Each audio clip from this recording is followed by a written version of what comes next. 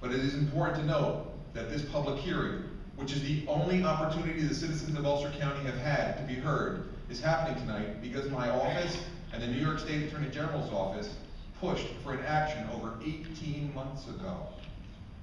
I am also puzzled as to why this public hearing, which is designed to address the concerns, address New York City DEP pollution of the Lower Esopus, is being held nowhere near the Lower Esopus or near the residents who live along the Lower Esopus.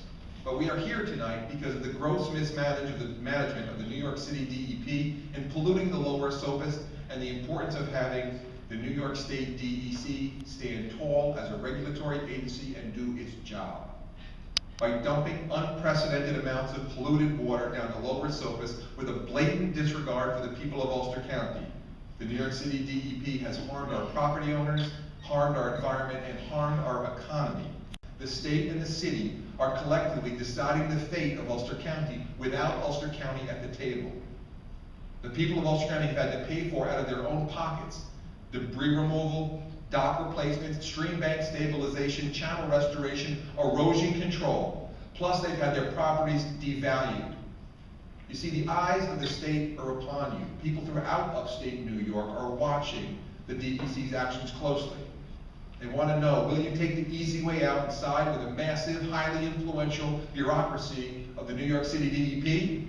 Or will you show the character of public service to protect the rights of the minority? You see, tonight can be a pivotal moment in the history of the New York State DEC. Because in this David versus Goliath battle, you're supposed to help when Goliath corrupts the process. The real questions are, will you help? Will you stand up for what is right? Will you hold the polluter accountable? And will you protect Ulster County's environment, our economy, and the incredible people of Ulster County? Until the New York City DEP does the right thing, the reality is, it is my belief, from this point forward, they should be referred to as the New York City Department of Environmental Pollution. You must DEP is fully committed to meeting the terms of the draft consent order, which is a critical step to ensure that DEP can maintain the high quality of drinking water for consumers both in New York City as well as over 1 million people in counties outside of the city. DEP has already taken steps towards meeting a number of requirements, including filing a draft application to modify its speedies permit, which will enable DEC to commence the environmental review process. The process will afford all stakeholders an opportunity to comment on what DEC and DEP propose to study under the EIS, as well as comment on the actions studied in the EIS. While the interim protocol does provide for continued use of the release channel under certain conditions, it imposes many new restrictions on the timing, duration, and volume of releases. It also requires DEP to make clean water community releases and flood mitigation releases, both of which decrease total water supply system storage and potentially impact water supply system yield. Over the past 3 months, we have been making exclusively community releases. We feel the interim protocol is a compromise in an effort to balance the interests of all stakeholders, including downstream communities and consumers who depend on DEP has selfishly utilized the Esopus Creek as a dumping ground with complete disregard to the environmental, social, and economic impacts to downstream communities.